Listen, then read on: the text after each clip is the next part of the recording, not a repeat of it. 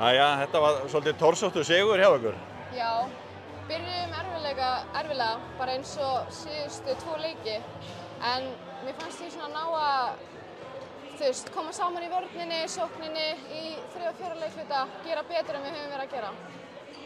Hvað það? Þetta ekki alveg sama Keflavíkurlið og var að spila í vetur, finnst manni í þessum síðustu leikjum.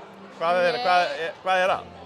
Það ekkert að, sko. Mér finnst bara Stjarnan vera að gera ógeðslega vel. Það skáta okkur vel, eru með gott leikplan, það eru með frábær þjálfara, Arnar.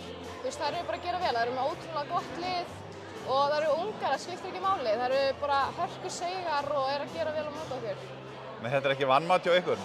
Nei, alls ekki. Við vitum alveg hvað geta gert, sko. Það eru mjög góðar og við erum búin að undirbúa okkur vel, en þetta eru bara hörku leikir. Þannig úrslitakeppnin, þetta eru bara hörku leikir. Þú getur eiginlega ekki sagt að þið hafi verið að spila upp á okkar besta í síðustu 2 leikjum með það? Jafnvel síðustu 3? Nei, kannski ekki, en þú veist.